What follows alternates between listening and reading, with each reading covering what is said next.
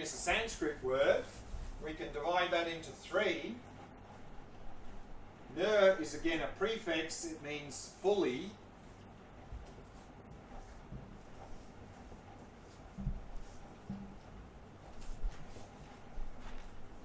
Va has two meanings at least. It means to cool.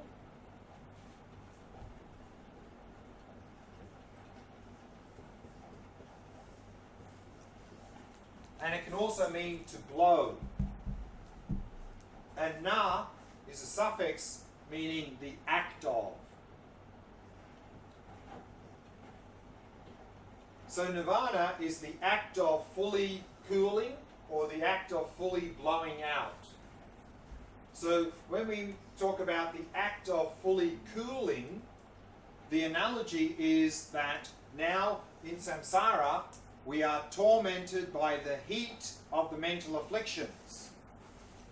Just like we're tormented by the heat of the sun. So when we achieve cessation or nirvana, then the mind is cooled of the torment of the heat of the mental afflictions.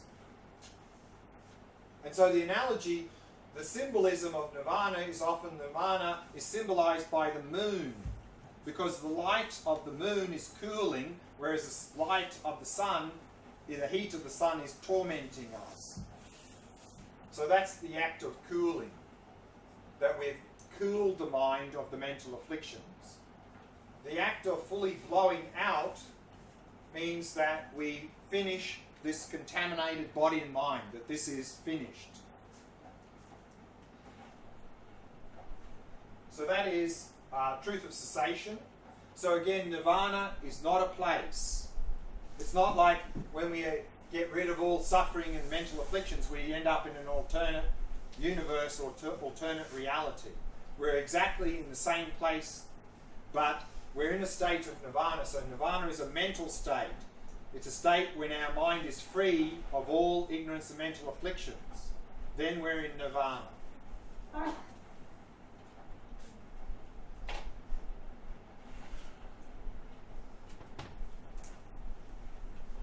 So what do you mean by finished? Sorry? You said it in that case. Yeah, so it's finished. So how do we finish it? What is the cure? Your answer will come now. So how do we achieve nirvana? How do we become healthy? That's the fourth noble truth, truth of the cure, the remedy, the medicine.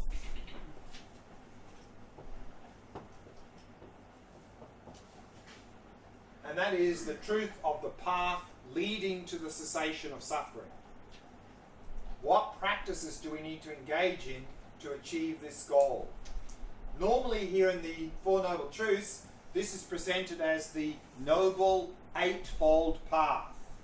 The 8 practices that we need to engage in. But if we look at those 8 practices, we can condense all of those 8 practices into 3 main core areas of practice, which I think we've already listed.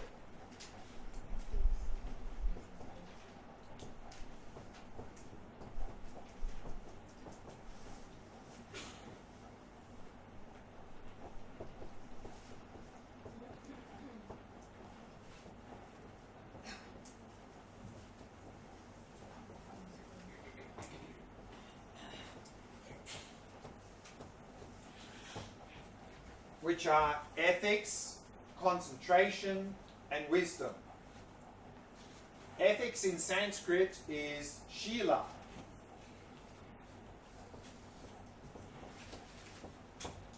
Concentration in Sanskrit is samadhi.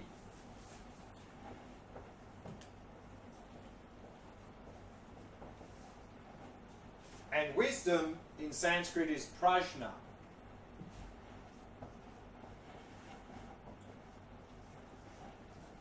Of course, any of you who've done a Goenka Vipassana retreat, that is from the Burmese Buddhist tradition within the Theravada, so that is based on the Four Noble Truths. So very often in his talks in that retreat, he's always talking about three practices: Shila, Samadhi, Panya. Shila, Samadhi, Panya. So Shila, and he's using the Pali. So it's Shila, Samadhi, and Prajna. Ethics, concentration, and wisdom. So here, in this retreat, when we're talking about concentration practice, we're using the word shamatha.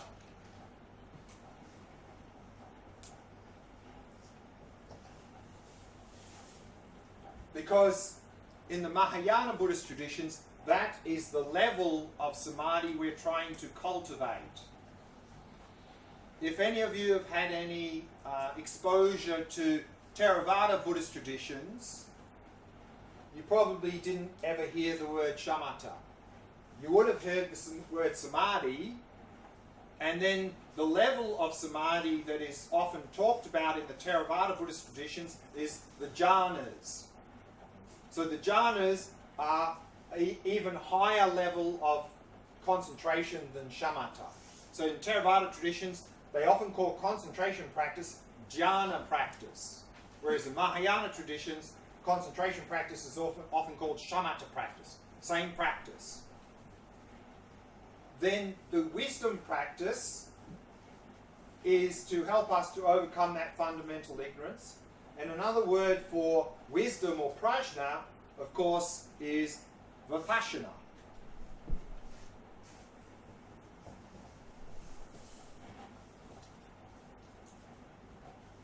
And in Pali, of course, vipassana. So remember we said that in that word, the VI prefix means higher or superior. Pasana or pasana means to see.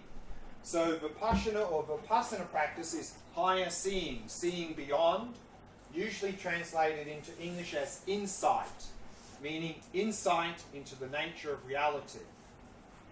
Here in the Four Noble Truths teachings, when we talk about the wisdom practice or the vipassana practice, we're talking mainly about three types of insight that we are trying to develop.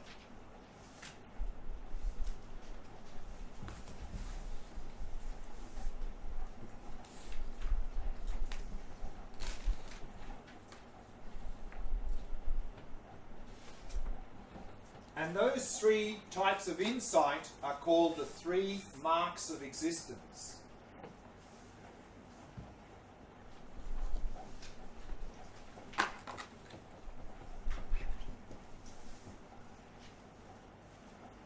The first insight we are trying to cultivate here, based on the Four Noble Truths, is the insight into impermanence.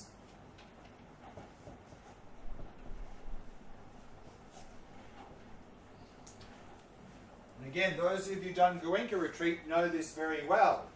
It's the word that I think Goenka-ji uses the most in the whole retreat. Anicca, anicca, anicca, anicca, which is the Pali word for impermanence. In Sanskrit, it's anicca. Very similar. So we are coming to an insight into impermanence. Why is that important?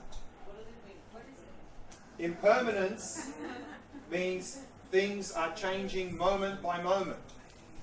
So here in Buddhism, or in general, of course, we often hear words permanent and impermanent.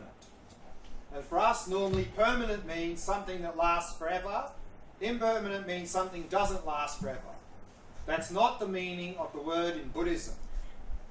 In fact, the original word literally means changing or unchanging. So impermanence is simply meaning that this thing is changing from one moment to the next. Permanent means it's not changing from one moment to the next.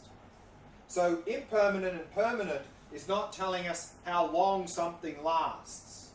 It simply is telling us, is this thing changing from one moment to the next? And so we are to come to this insight into impermanence. But then you say, well, I know that already. Science has proved that everything we experience is changing moment by moment. So what? So what is that Vipassana doesn't just mean intellectual understanding. Insight means direct experience. So Vipassana meditation is about gaining a direct insight into impermanence, not just intellectually knowing. Because our behavior is not driven by our intellectual understanding. It's driven by our instinctive habits. And our instinctive habit is telling us that things around us are quite stable, actually. They're not really changing. Intellectually, we know that's not true.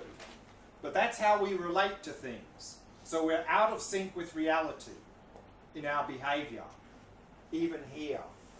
So what we're trying to do is bring that intellectual understanding of impermanence into experience through meditation, to gain a direct insight into impermanence in meditation.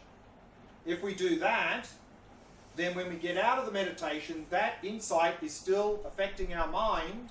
It means now, experientially, we're seeing things as constantly changing. Which means that if we encounter something pleasant, it would be very difficult to have any craving and attachment for it. Because there's nothing to grab, because it's just changing.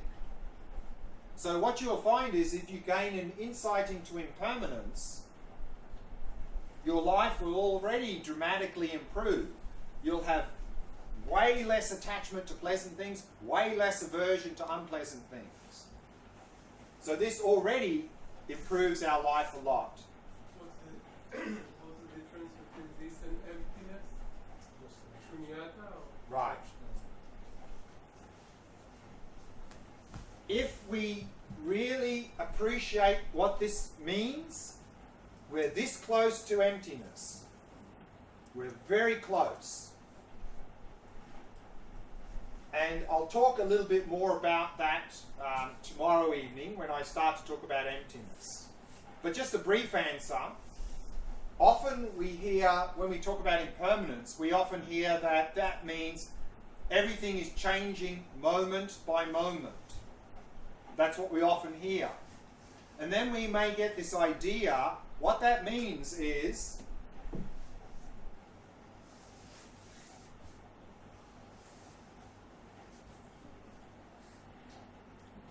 that in the present moment there's a thing, which in the next moment becomes something else. And in the next moment it becomes something else. Is that impermanence? No.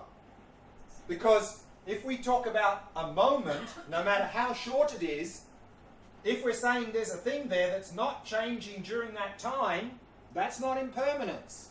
And if it didn't change during that time, why would it suddenly change? This is not impermanence. This is impermanence. And if we appreciate that, we're this close to realizing emptiness. This close.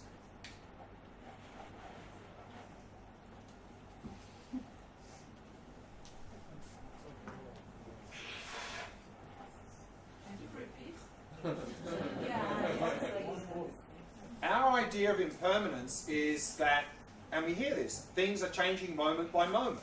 So we think, okay, in the present moment there's a thing, and then in the next moment it's something else, and in the next moment it's something else. But how long is a moment?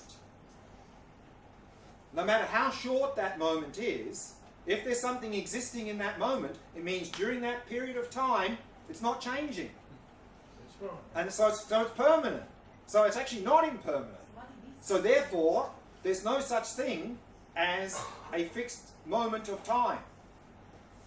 So there's no duration, no matter how small, where something is not changing. Which means there's no thing to point to. Because it doesn't last for even a microsecond. So you can't point to something and say, there it is, because it's already changed. That's impermanence.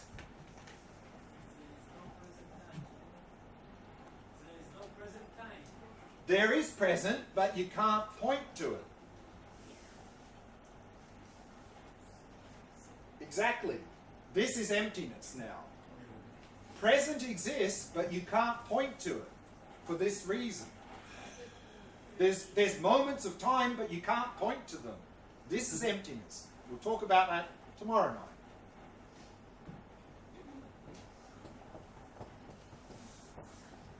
The second insight is the insight into dukkha or suffering. So if we can gain an insight into dukkha, what is the human condition, not just intellectual, experiential, then we will understand that the source of happiness and suffering is not out there. We're going to turn our attention inwards to look inside of ourselves for the source of suffering, the source of happiness. Which means if we gain this insight, we will develop the aspiration for nirvana. But then we need to strive for nirvana. And so the third insight is no self. To realize there is no self. What does that mean? Self is a false, overinflated, false sense of me. There's no Buddhist tradition that says there's no me, no person. This is nihilism. We're trying to understand how we exist. Because if we don't exist, we can't even question that. The question is, how do we exist? And now, instinctively, we feel as if somewhere here, there's a me, which is more than just the body and the mind. There's a third thing, something extra, a me. And we have that in our language. We say, I have a body, I have a mind, as if there's a third thing here, a me, that has a body and has a mind. And that me is somehow distinct from the body and the mind. That idea of me is grasping to self. It's a false sense of me. And if we realize we do not exist in this way, we can overcome the fundamental ignorance, mental afflictions and suffering, and achieve nirvana. Where is the soul? We're going to touch on this topic a little bit more deeply tomorrow evening. So remember, and soul is just a word. Just like me is a word, person is a word. So what we have to do is understand how we exist. That's the important thing. And we're going to delve into that a little bit more deeply tomorrow evening. So I want to leave it here because the story about how we exist is a little bit incomplete here. This is only sort of partial answer. So would you say instead of I have a body, I have a mind, I am No. a body, I am a mind? No. That's no. Yeah. I mean, the fact that it's correct to say I have a body and I have a mind. No problem. And that's correct.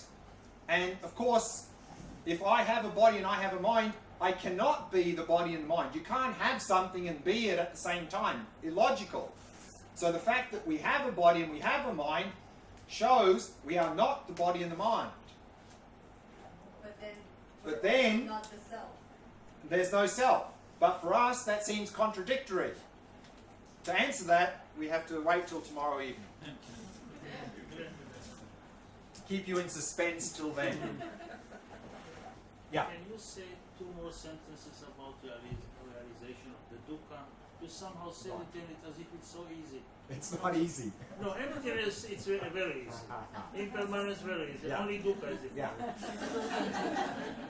We're going to do a little meditation on this tomorrow, on dukkha. But remember, dukkha is talking about unpleasant, pleasant, and all pervasive. So I think it's quite easy to realize unpleasant experiences, their nature. Pleasant, we have to do a bit more work. But still. it's not that difficult. If we apply a bit of looking, we can see that it's not the source of happiness. So takes a bit of work, but not too bad. The third one, all pervasive, is more difficult, because to appreciate that, we have to appreciate that the source of is coming from within our mind, this ignorance. To realize that, we have to understand that the underlying source is the mental afflictions and ignorance. So we have to investigate that. So we have to really, to realize dukkha, we have to be already looking at this. But all pervasive, you explained Yeah. that there is always a potential. And why is that potential there? It's because of the mental afflictions. Potential because Our of mind is me. contaminated. Okay, Yeah. okay. So it's not per se, it's because of the human existence. It's because of the contaminated mind. Contaminated mind. That's why the potential for suffering is there. Okay, that's thank you. Okay. Okay. So that is a short introduction into the Four Noble Truths, and that's all I wanted to say this evening. Of course, there's a lot more to be said, but I think that's enough. So any last questions about this before we finish for this evening? Maybe, I don't know if it's appropriate, but maybe you can share an experience about nearing, About? coming closer to nirvana. Right. About maybe, I don't know where you are. About meeting someone. Then I can help him make it more direct. So what is your question? Just to know how we are, to know if we're moving towards nirvana? Not we. Because we're talking about motivation. Ah. We talk about motivation, and we talk about how it's okay to want to be happy. And it's something that in the West is not that common. But in Buddhism, it's okay. That's the goal, Mm-hmm. in a way. Yeah. So maybe you can share your own experience about that. My own experience. Or some. I don't know, we don't have so much time, but I'll just say a few words. Of course, in my upbringing, my parents were Christian, but I sort of gave that up in my teenage years because I was a very sort of logical person, and some of the things in the Bible just didn't make logical sense to me. So, and then of course did the normal university thing, and then I was working in IT, so very logical again, and you know the normal worldview is, you know, have a career, make lots of money, maybe have a family as well. That's a sign of success. And so I was very lucky that, because most people struggle for that, you know, they struggle to get enough money, so they keep struggling for many years, and they think the reason they're not happy is, I just need to change my job, maybe a little bit more money, nicer house, maybe a better partner, nicer holidays. You know, if I just tweak things a bit, then everything's going to be okay. And of course, people keep tweaking, and they never really get to the goal that seems to be there. So they spend their whole life doing that, and at the end they realize, actually, this is not working. I was very fortunate in that very early, after university, I got a job in IT in Switzerland. So I was earning lots of money, driving a nice BMW, living in a nice place, eating at nice restaurants, having a very pleasurable time, sense pleasures and more, anything I wanted really. And for a year, 18 months, that was fun. But then after about 18 months, I thought, that's it, that's all that life has to offer. And then I became completely depressed because I saw that this was effectively meaningless. There was no meaning to just pleasure. So that's sort of what started me off. And then, cut a long story short, I did a course on Buddhism, and it really resonated with me. It really sort of resonated with my sort of instinctive sense of reality, really. And then, so since then I've been trying to follow that way, and I think I have received a lot of benefit in following that path, and of course there's still a long, long way to go. But that's a little bit sort of how I got in this way.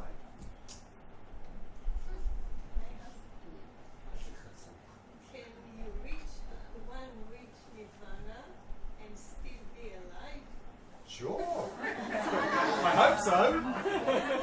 so. So, yeah. I mean, if in this moment you sat down and meditated and wiped out all the ignorance in your mind, you'd be in nirvana. There's a little bit more to do, and we'll talk about that tomorrow, but same thing. You can achieve enlightenment now. You can achieve enlightenment if you get rid of what you need to get rid of. You can be enlightened right now. Sure. You don't sort of end up sort of disappearing in a puff of smoke or something.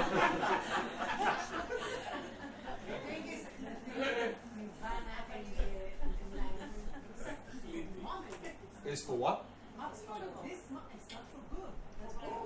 For good? I'm saying that the nirvana state of mind for this minute, for this moment. No. What do you mean? What's your question? I'm saying Do you mean if you achieve nirvana, you drop out of it?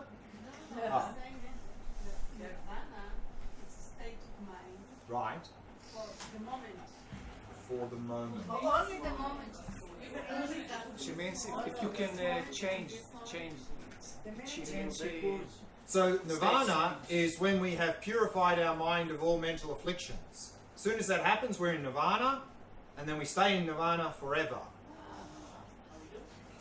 Because everything has a cause, and so if you've wiped out all the mental afflictions, they can't come magically, they can't come back. So once you achieve it, that's it. But you can get glimpses of it. You can get a glimpse of it in terms of, particularly in the Vipassana meditation, when we talk about the emptiness practice tomorrow, the emptiness experience is sort of a little bit similar to that. But it's not nirvana itself. But it's a sort of a facsimile, or it's a similar type of experience to nirvana. Did anybody who get to nirvana said so? Yeah, I think many people did. I mean, whether or not they did is another question. No, I'm asking the question, did they say they go to nirvana? Did anybody say? Yeah, I think so. I think so.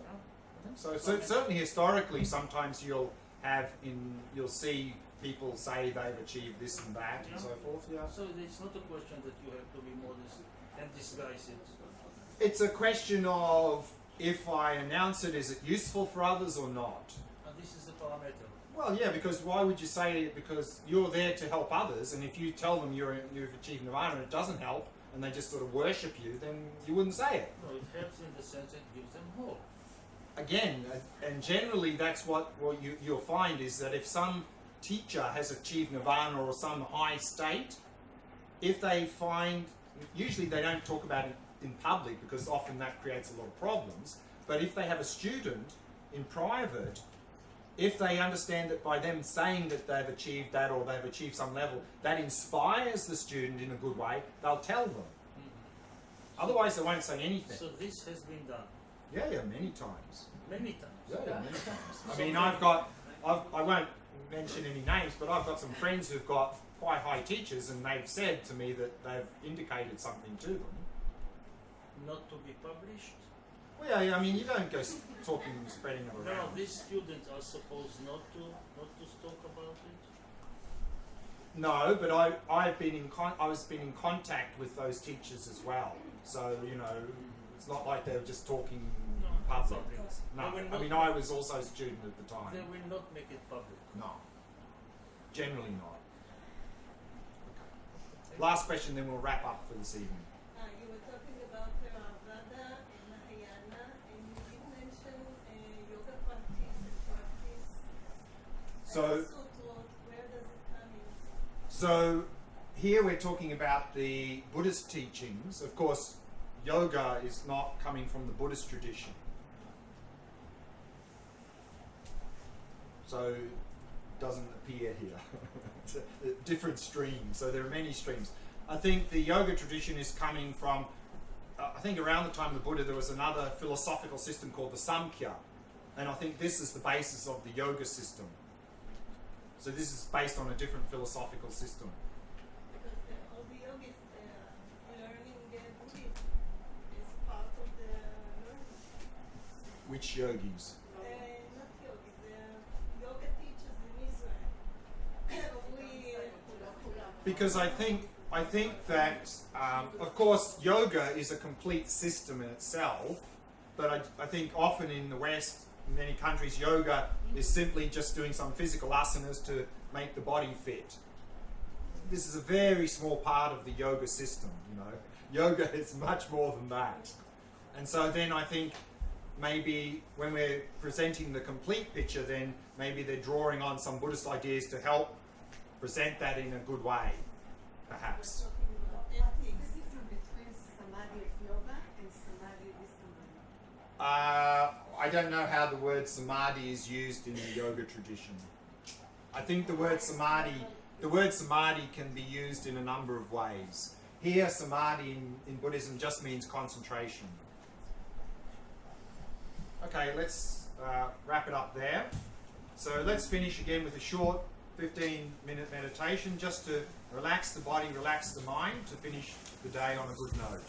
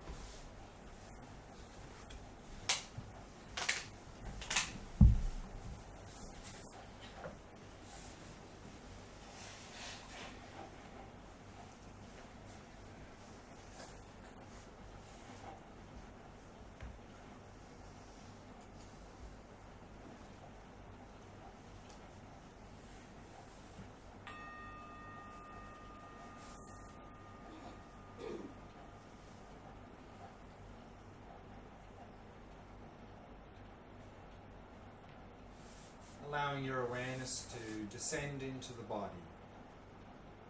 Simply becoming aware of sensations throughout the body.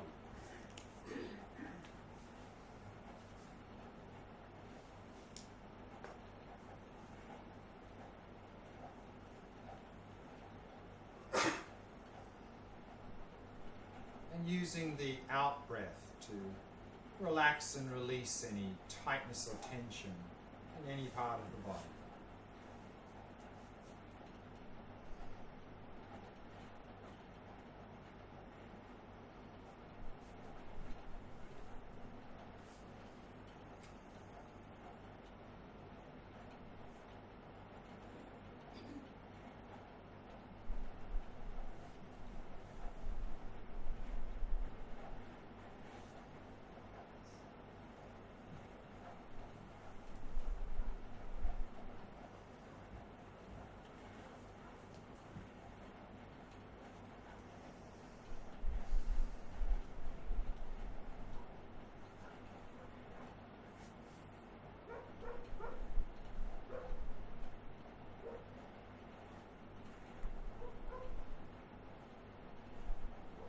Softening and relaxing all the muscles in the face.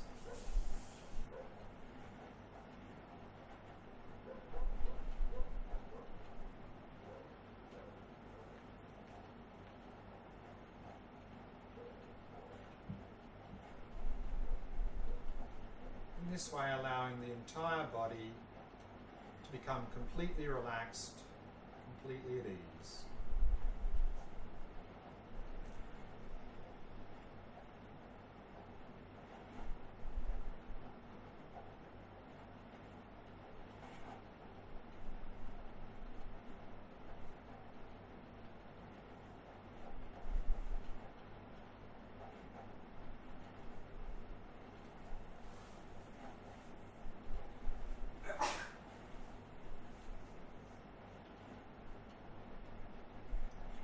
And relaxing more deeply with each out-breath.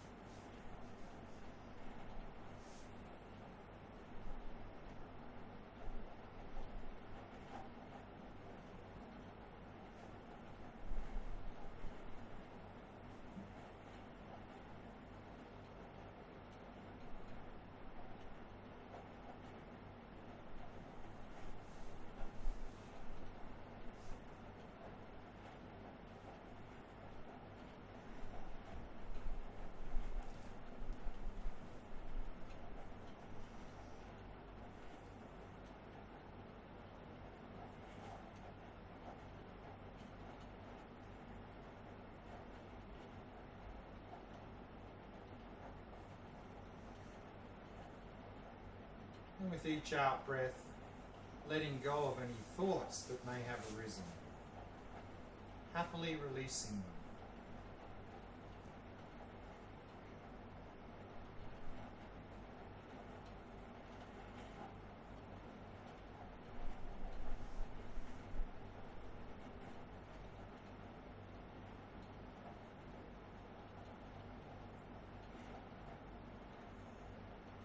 And simply allowing the mind to come to rest in the present moment.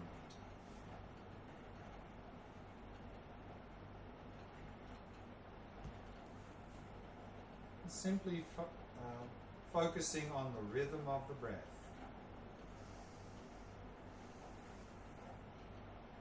Noticing if it's long or short, deep or shallow, regular or irregular,